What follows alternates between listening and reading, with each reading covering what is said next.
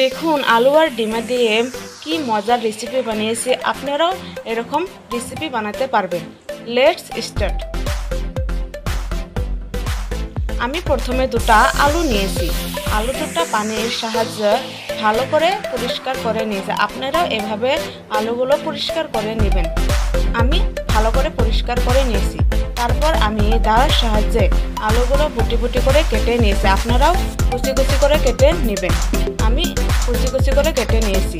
আপনারা চাইলে কিসের সাহায্যেও কেটে নিতে পারেন। আপনারা প্রথমে আলুগুলো এরকম করে কেটে নেবেন। আমি প্রথমে এরকম করে কেটে নিয়েছি। আপনারা প্রথমে এরকম করে কেটে নেবেন।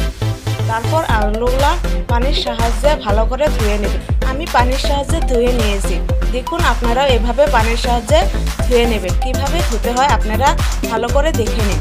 তারপর আমি একটা কড়াইতে 1 লিটার পানি নিয়েছি। পানিটা ভালোভাবে হিট করে নিয়েছি। তারপর আলুগুলো দিয়ে দিয়েছি।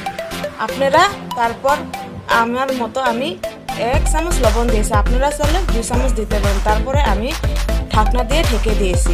এভাবে ঢেকে দেওয়ার পর আমি কতক্ষণ আধা ঘন্টা পরে তুলে নিয়েছি। তারপরে দেখুন আলুগুলো ভালোভাবে সিদ্ধ হয়ে গেছে।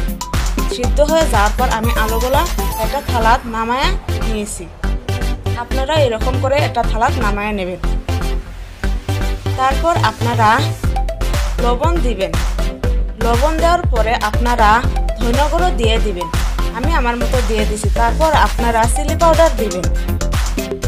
আমি আমার মতন দিয়ে দিয়েছি। আপনারা আপনাদের মতন দিয়ে দেবেন। তারপর আপনারা হলুদের গুঁড়ো দেবেন। আমি এতে একটা ডিমে দিয়েছি। আপনারা চাইলে 2টো ডিমও দিতে পারেন। তারপরে আমি 1 চামচ ময়দা দিয়ে দিয়েছি। আপনারা চাইলে 2 কাপ ময়দাও দিতে পারেন। তারপরে আমি হাতের সাহায্যে ভালোভাবে মিক্স করে নিয়ে নিয়েছি। ভালোভাবে মিক্স করা হয়ে যাওয়ার পর আমি একটা কড়াই তেল নিয়েছি। তেল ভালোভাবে গরম করে আলুগুলো ছেড়ে দিয়েছি। দেখুন কিভাবে ছেড়ে দিতে হয়। এরকম করে ছেড়ে দিয়েছি। তারপর আলুগুলো ভালোভাবে গরম হয়েছি। তারপর গরম হয়ে গেলে আলুগুলো খেতে বহুত টেস্টি হয়। দেখুন কীরকম দেখা যাচ্ছে। বহুত খেতে টেস্টি হয়। একবার খেলে বারবার খেতে ইচ্ছে করবে। একবার বাড়িতে বানিয়ে দেখবেন। বাড়িতে বানানোর জন্য একবার চেষ্টা করবেন।